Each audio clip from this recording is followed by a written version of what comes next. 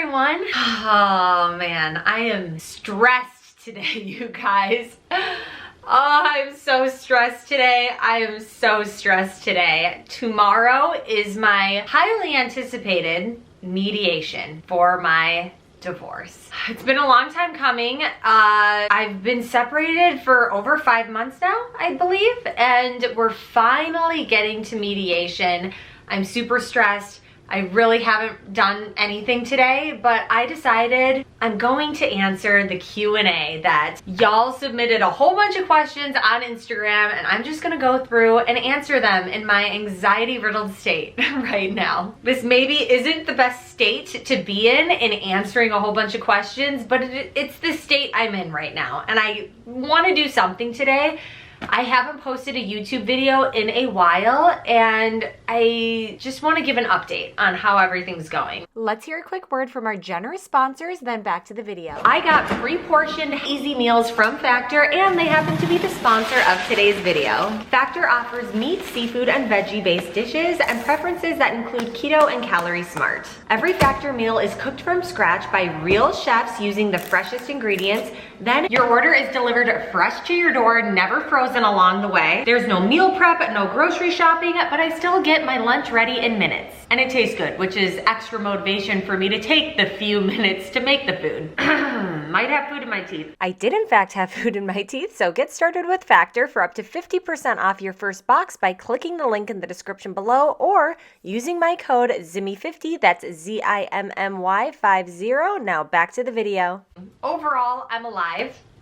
I'm well, I'm smiling right now. I mean, am I well? I'm well enough. I'm well enough that I'm filming this YouTube video right now, but I'm alive and I'm healthy. So really, I am alive and well. So we have that. Let's just jump right into the questions because I'm already starting to ramble, and this is just gonna be a real rambly video. All right, first question. Since I'm already talking about divorce, I'm just starting the divorce process. Any recommendations or advice on the process? I feel like if I give you advice and you're just starting the divorce process, I mean, really, I'm just starting the divorce process. I haven't even had mediation yet. I was supposed to have mediation months ago at this point, and it just got delayed until tomorrow.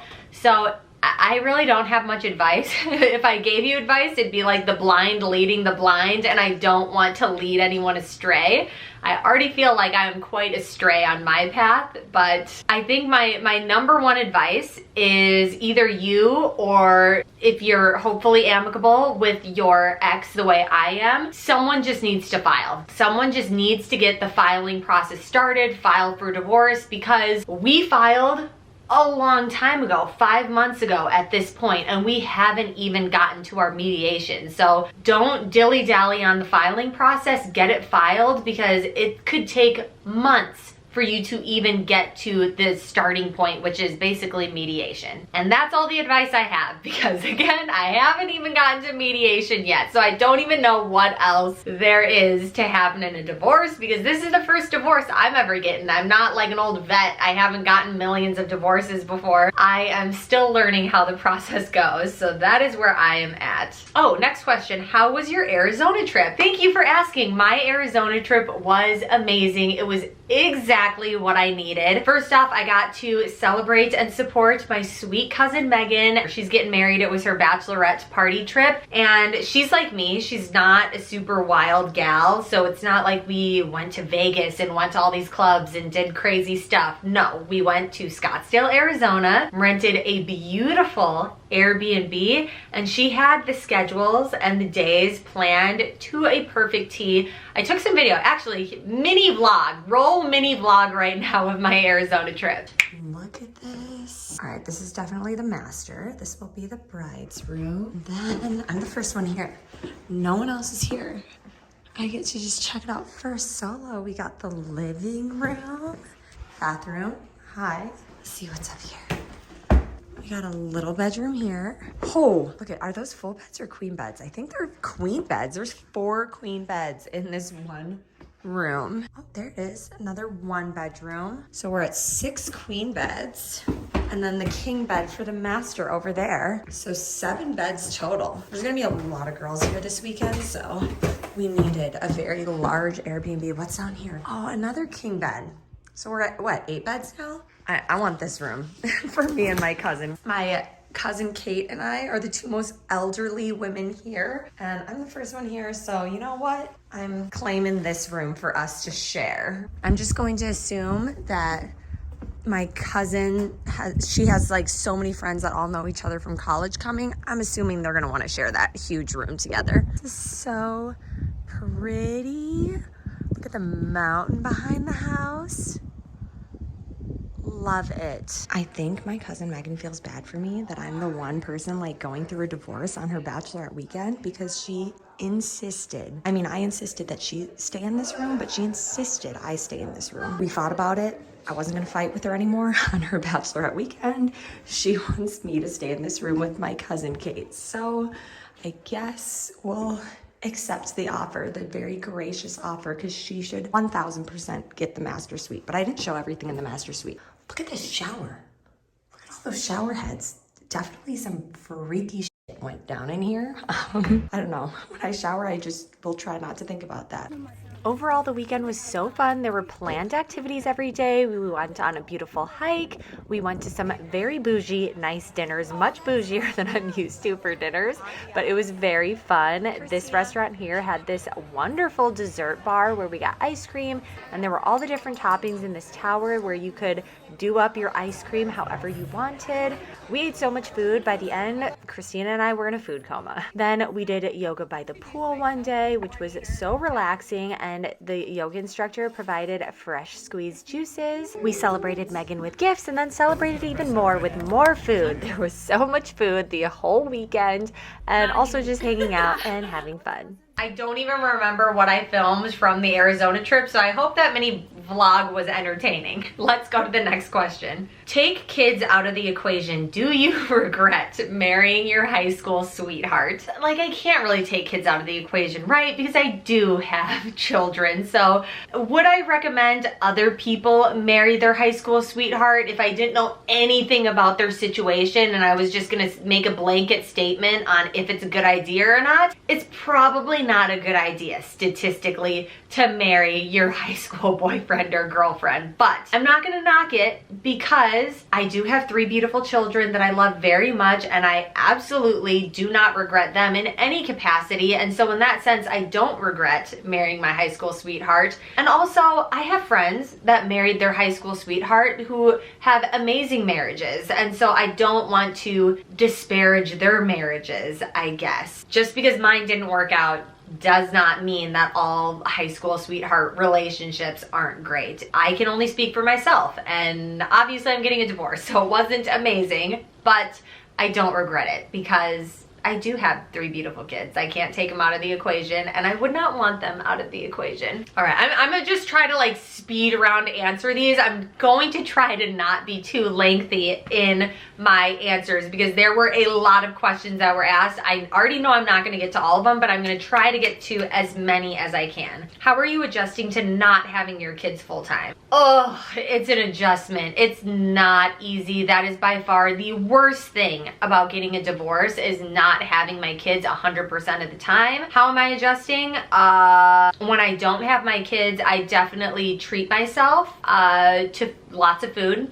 I buy lots of food, I eat lots of food, I work out a lot, and then I also just call my friends and family all the time. I just talk to them all the time. I'm sure they're so annoyed with me, but that's how I've been getting through it, is I've been talking to friends and family incessantly. What has been the best thing and the worst thing to come from your divorce? The best thing has definitely been, I feel like this newfound sense of freedom. Like, I can do whatever I want. And I guess really, like, never in my life have I ever felt like I can just do whatever I want. Now, am I just doing whatever I want? No, I'm absolutely not, because I don't really think it's in my nature to just do whatever the f I want. But I know I have the option, and that feels very freeing in a way. So that's probably the best thing about so far being separated. And then the worst thing to come from it, like I said before, the whole split custody thing, not fun, not something I wanted to do when I became a mom, obviously. Super personal, but is your house paid off? No, it is not. Wish it was, but it's not. What's your favorite thing to do for yourself? Favorite thing to do for myself when I have my kids is to treat them by taking them to do fun activities. We do adventure days where we'll drive to, I don't know, a suburb that's like 30 or 45 minutes away and do a whole bunch of fun activities that I found on Google Maps over in that new city. And when I don't have my kids, what I like to do is kind of like what I said before. I like to eat. I like to take myself out on adventure days. Maybe I'll get a pedicure, a manicure, or I'll go get a massage. I'll buy a whole bunch of food and eat it all while watching Netflix and chilling by myself. And that's what I like to do for myself. I either like to treat my kids to fun days, or I like to treat myself to fun days and fun food. When did you know you were done having kids? Probably the first sign was like when my marriage was starting to get a little questionable. It was kind of like probably shouldn't have any more kids when we hit that stage. And yeah, also I was just very, when I had my third kid, I had 3 kids under the age of 2, which was a lot. And I feel like at that point I really realized I probably overdid it. Definitely shouldn't have any more kids. So thankful for the 3 kids that I have, but would not recommend having that many children in that short amount of time. It's not easy. Do you want to take up any new hobbies or learn a new skill in the next year? I really do. I so want to learn a new hobby or do something new or get myself out there more, because even though it doesn't really seem like it since I have like a YouTube channel and I plaster myself all over the internet, I'm actually a pretty introverted person. I don't really leave my house that much. So one thing I recently did, a new hobby I tried to pick up, is recently I went to my local Lifetime Fitness and signed up for a beginner's, what is it called? Pickleball lesson. It was like a 2-hour pickleball class. And I figured maybe I'll start doing pickleball more often and I'll meet some people that way. Ultimately, I don't think I'm a pickleballer. It was so confusing. I was really not that great at it, and the rules just were overwhelming for me, went right over my head. So I have not returned to pickleball since that introductory lesson, but I do want to figure something out. I don't know, join an intramural sports league. I don't know, comment below. What's a hobby that you have that has helped you kind of get out of your shell a little bit, has helped you make friends? I really don't know. I basically have my ride or die friends that I've been friends with for 20 to 30 years. And then I have a couple friends that I've made since I've become a mom. But other than that, I'm super introverted. So I don't go out and just make all these friends all the time. I don't understand how people do that.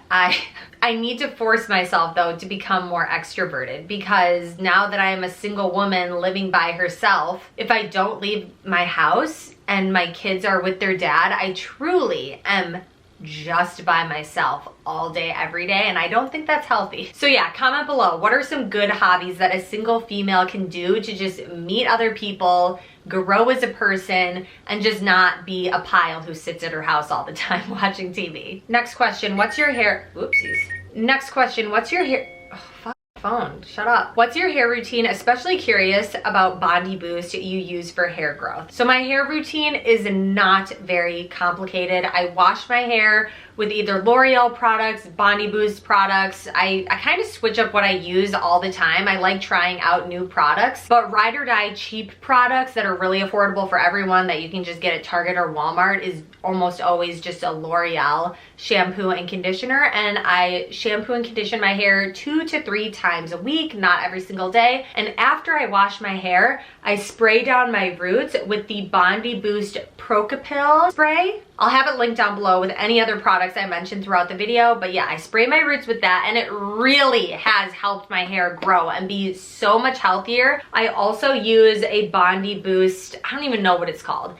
It's some like anti-frizz, like keep your hair looking nice thing that I put on my ends every time after I wash my hair, and it's pricey. I generally don't buy really expensive beauty products. I use almost drugstore everything when it comes to makeup and lotions and all of that, but the Bondi Boost stuff has really helped save my hair because I lost so much hair after having 3 kids in such short succession. Are you contemplating marriage in the future? I need to get out of this first marriage before I can even start thinking about another marriage, but realistically, I really don't ever see myself getting married again. I am done having kids. I'm not having any more kids. Even if I meet Prince Charming, I'm so happy with my 3 wonderful boys right now that I have no desire for any more kids. And also especially because when I do get back into the dating scene, I don't think I would ever date someone who didn't have any kids. I think I would want to date someone who had kids so that he would understand what it's like being a parent and the commitment and all that. I feel like that's just a huge thing that we would have in common if he was also a really great parent. So I don't think I would want any more kids, because if I'm dating someone down the line who has at least 1 kid, like the whole blended family thing is already going to be so big with my 3 coming into the picture and whatever amount he would have. But yeah, I'm like thinking way too far in the future right now. The question, are you contemplating marriage in the future? No. Even if I found like the perfect guy and we blended our families and everything, at this point, I really don't see the point in marriage. At least the government controlling the marriage, this whole process of getting divorced and everything is just such a headache. I just really don't want the government involved in any part of my life that they don't need to be involved in. I could see myself having a lifelong partner, maybe having a commitment ceremony, but getting the government involved, I just have zero interest with how expensive and just bureaucratic this process has been so far getting a divorce. Next question, what's your zodiac sign? Okay, my zodiac sign is an Aries. I do not know what that means. I don't know anything about astrology, astronomy, zodiac signs. I don't know anything about any of that. I'm not knocking it because I don't know enough about it to even knock it, but I just don't know anything about it other than I'm an Aries. I'm also like year of the snake, I'm pretty sure. What I put more weight behind, even though a lot of people would argue you shouldn't even put weight behind this, is personality tests. I really love taking personality tests. The Myers-Briggs 16 personalities test, I am an INFJA. And when I read about INFJA type people, it sounds like me to a T. I used to always think that I was such a unique person, and it turns out I'm not, because this personality test has me nailed down like to a T. They know everything about me. It's like they know my whole life trajectory just based off of this 15-minute personality test. But yeah, I love the Myers-Briggs personality test. If I'm going to put weight behind something, I personally feel like I'm going to put more weight behind a test that I actually took based on my thoughts and feelings over just like when I was born. I don't know though. I'm interested. What do you guys think in the comments? How many people follow the zodiac sign stuff, like put weight behind that compared to personality tests? What do you think is more accurate? Next question, how are you? But like really, how are you? I feel like I kind of summed this up in the very beginning of the video with I am anxiety riddled right now in anticipation of my mediation that I've been waiting to for it to happen for months now. So how am I really? I am really anxious. But again, let's try to be optimistic. I am alive, I'm healthy, I'm well. Everyone I love in my life is also alive and happy and healthy and well. So if we focus on those things, which is all that really matters in the world, is your health and the people you love and care about's health and well-being, we're all golden. So I am good. It's so easy to dwell on what's not going great in life sometimes that I always have to recenter myself and focus on what is going well and what ultimately really matters. And when I take time to focus on that, it does help calm me, because really what really matters in life is going great for me right now. Next question. This is actually pretty good. What do you wish you knew how to do before becoming single? Like household fixes your ex would do. Okay. This is a very valid, relevant question to my life right now, because I do feel like ever since my ex moved out, my house has been on a slow self-destruct mode. Like my dishwasher has broken on more than one occasion, my garbage disposal broke, just random things keep going haywire. But I have just figured out how to fix stuff myself. Thank you, YouTube tutorials on how to fix things. And if I can't figure it out myself, I just call a plumber or some handyman who can come fix it for $100, $200. So there's nothing that I really like wish I knew how to do before I became single. I can teach myself how to do most things with the help of the internet, and when I can't, I can just hire it out. It's really not that big of a deal. Where did you learn your favorite cleaning tip / technique? TikTok. All like my cleaning hacks have generally come from TikTok.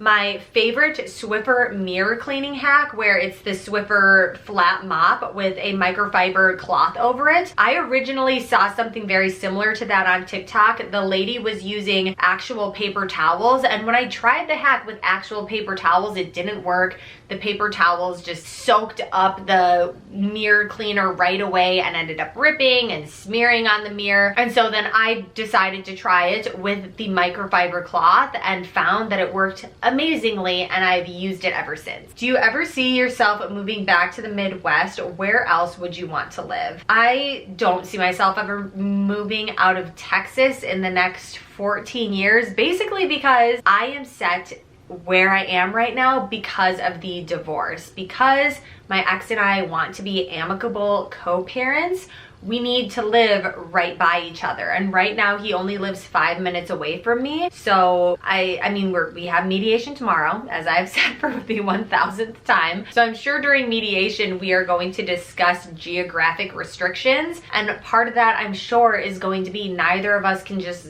up and move to Minnesota, because then we wouldn't be by the kids. Are you happier on your own now that you're getting used to it? I would say that it ebbs and flows. Overall, I do think that I am happier, hence why I'm continuing to go through the divorce.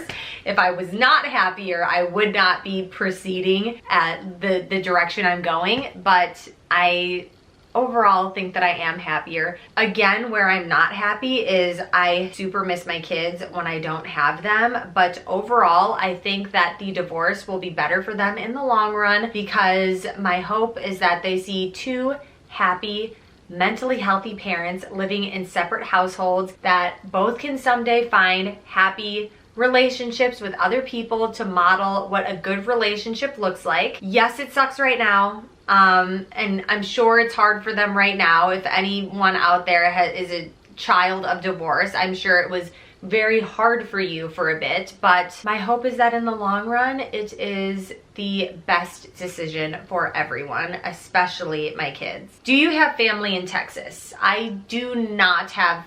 Actually, I kind of have family in Texas. I have one cousin who lives in Austin, which is like probably 4 or 5 hours from me, depending on traffic. So even though she's technically in the same state as me, she doesn't live super close to me or anything, but that is the one family member that I have in Texas. Otherwise, I don't have any family nearby other than the children that I have birthed and created. It's just me here.